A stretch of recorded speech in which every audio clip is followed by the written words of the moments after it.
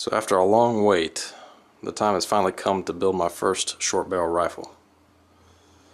As you can see, I've got all the parts laid out here, and I'm sure some of you already can tell exactly what I'm building here. For those of you that don't, this is what some would call, I guess, a MK18 Mod 1 or a CQBR Block 2.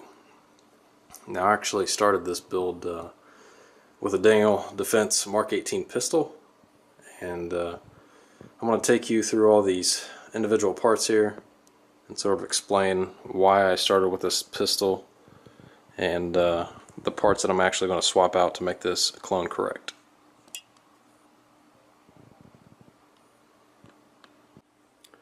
So one of the nice things about building a MK18 clone is they came in a lot of different configurations. So it gives you a lot of different choices of parts you can use and still stay clone correct. Now, some of these parts can be pretty rare, pretty hard to find, but again, you got a lot of different choices.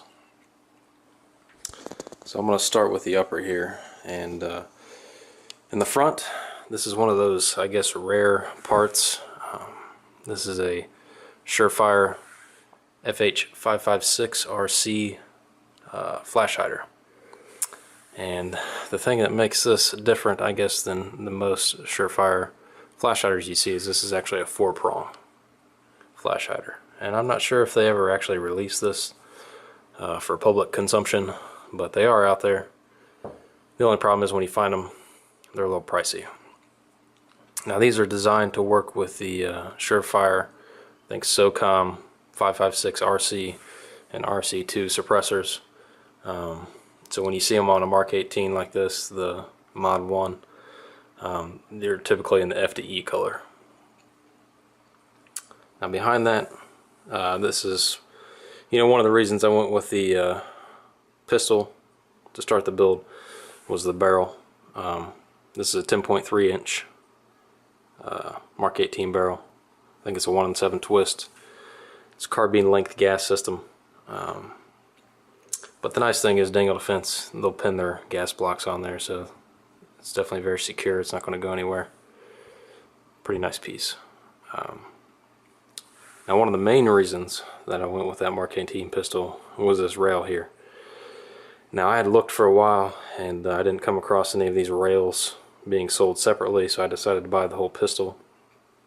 So this is a Daniel Defense RAS2 rail in the FDE color. And I think that sort of what makes it hard to find is getting it in that FDE color, which is really, it's more of like a burnt bronze or something I would call it, but it's a really nice looking rail. Really sets off that MK18, makes it very unique. Now behind that, we've got a standard M4 upper. This one happens to be a Colt, so this is one that I purchased separately from the MK18 pistol, and you can see it's got that C marking on there. And the reason I swapped that out is the MK18 pistol actually comes with little markings on the side, which I wasn't too keen on. So to make it more clone correct, I decided to go ahead and get the Colt upper. Now below that, you got just a standard M16 bolt carrier grip, nothing fancy there. Above that, we've got the backup sights. So another, I guess, hard part to find sometimes is this front sight here. This is a Knight's Armament KAC. I think the part number is like 99051. And the reason these are hard to find, I think, is because it's in the taupe color, so it's a little unique, a little different. I'm not sure if they just don't make runs of these all the time, but they're definitely hard to find at some points. Now moving back, the rear backup sight, that's a Mawtech flip-up sight, and the neat thing about this is it's got little elevation markings you can easily flip through. These are pretty easy to find, and there's multiple rear sights you can choose from to stay clone correct. Now moving up, this optic package here, On the left here we've got an EOTech EXPS 3-0. This is a night vision capable holographic sight. It's in their, I guess, tan or FDE color. And behind that you've got an EOTech flip to side 3x magnifier. And I've actually got one of these on another rifle, and I really like them. The flip to side makes it nice and configurable. You know, if you want 3x magnification, flip it up. If not, just flip it back down. So moving back to finish up the upper, swapped out the charging handle. So I'm going to go with this PRI gas buster charging handle, which is nice to run on a suppressed gun.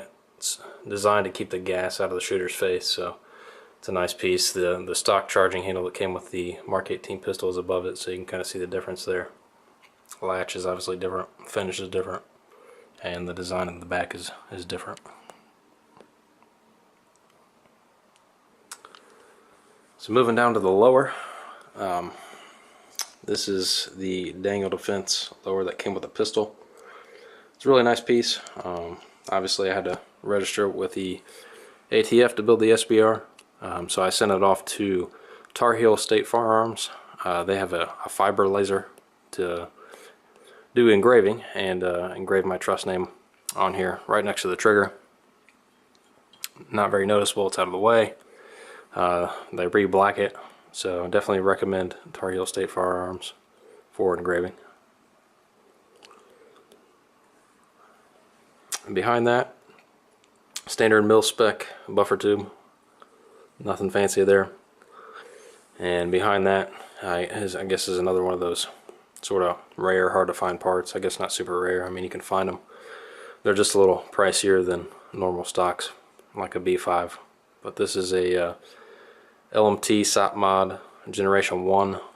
I guess in their taupe or FDE color. So it's a little darker, I guess, than the B5 stock. I've actually got one of those as well and compare it to. So here's the B5 SOP Mod stock in FDE as a comparison.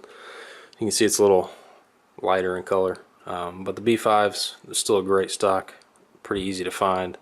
They only run about $100 or so, so it's a good option for the Mark 18.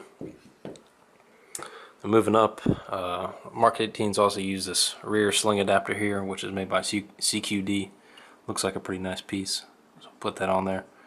And also the grips here, so there's a lot of different grip options for the Mark 18. A2 is obviously one of the choices here.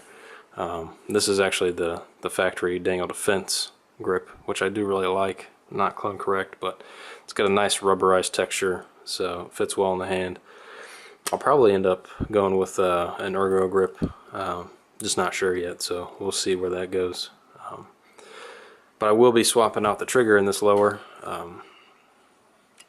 with this Geisley here. So this is a Geisley SSAE.